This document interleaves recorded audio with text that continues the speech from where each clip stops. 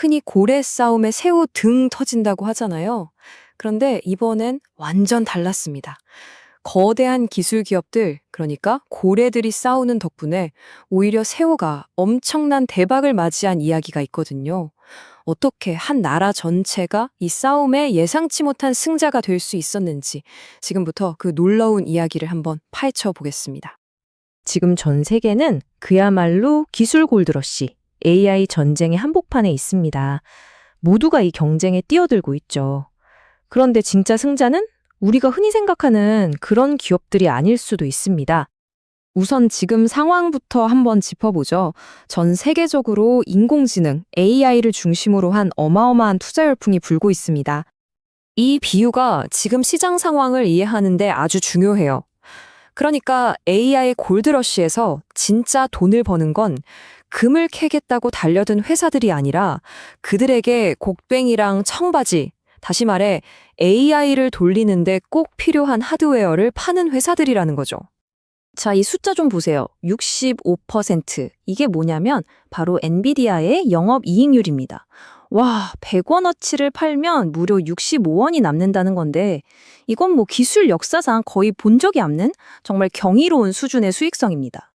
이러다 보니 이거 거품 아니냐 하는 걱정도 많죠. 그런데 2000년대 닷컴 버블 때랑은 결정적인 차이가 하나 있습니다.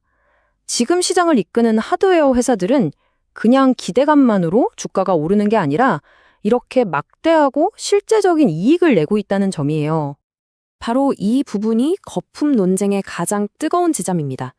하드웨어 쪽으로는 돈이 쏟아져 들어오는데 정작 그 하드웨어를 이용해서 서비스를 만드는 회사들은 대부분 아직 돈을 못 벌고 있다는 거죠. 이 간극이 굉장히 큰 긴장감을 만들고 있습니다. 자, 그럼 이제 이 이야기의 핵심 갈등으로 들어가 보겠습니다.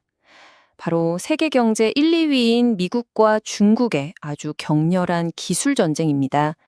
미국이 칼을 빼들었습니다. 중국이 최첨단 AI 칩을 구하지 못하도록 아예 막아버린 거죠. 이건 사실상 하이엔드 AI 경쟁의 판에서 중국을 밀어내려는 아주 강력한 한 수였습니다. 바로 이 지점에서부터 이야기가 누구도 예상치 못했던 아주 흥미로운 방향으로 흘러가기 시작합니다. 거대한 나비 효과가 시작된 거죠. 최고의 칩을 살 수 없게 된 중국? 그럼 어떻게 했을까요? 포기하지 않고 자체적으로 칩을 만들기 시작했습니다. 그런데 문제는 성능이 한참 떨어졌다는 거죠. 이 그래프를 보시면 그 차이가 확 느껴지실 겁니다.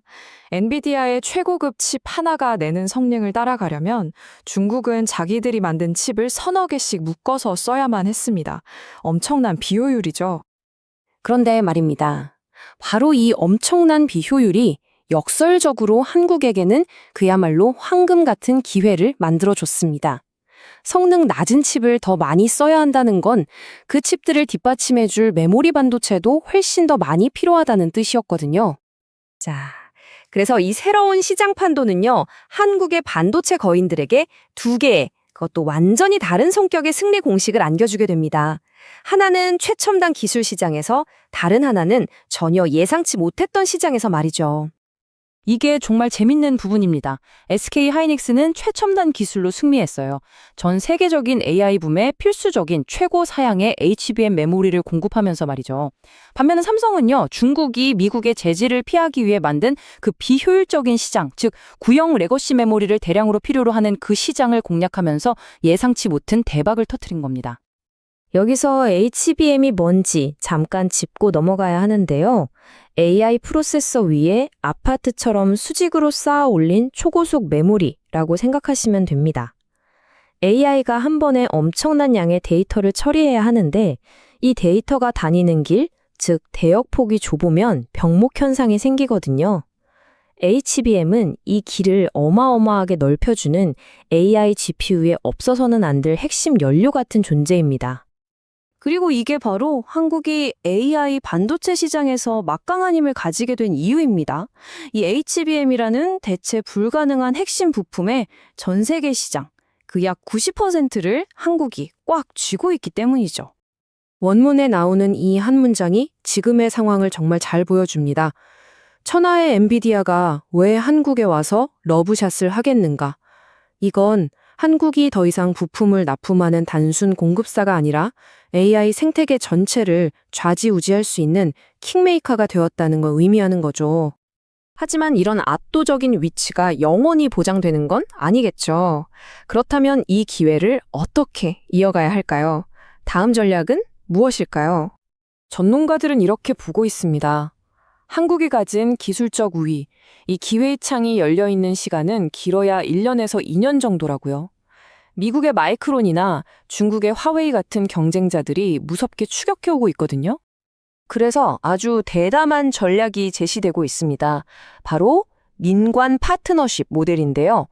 기업과 정부가 힘을 합쳐서 차세대 반도체 공장을 대규모로 짓고 생산량을 폭발적으로 늘려서 아예 경쟁자들이 따라올 엄두도 못 내게 만들자는 겁니다. 예를 들면 이런 식입니다. 삼성이나 SK 하이닉스가 공장 짓는 데 50%를 투자하면 정부가 나머지 50%를 지원하는 거죠. 이건 단순히 돈을 보태주는 차원을 넘어서 경쟁사들이 하나 지을 때 우리는 두세 개를 지어서 생산 능력의 격차를 아예 버려버리자는 아주 공격적인 전략입니다. 자, 이렇게 미중 기술 전쟁이라는 거대한 파도 속에서 정말 예상치 못한 승리를 거머쥔 한국 반도체. 이제 과제는 여기서 멈추지 않고 다음 챕터를 어떻게 써내려가느냐에 달려 있습니다. 과연 이 기회를 발판 삼아 세계에서 없어서는 안 될 독보적인 기술 강국으로 자리매김할 수 있을까요?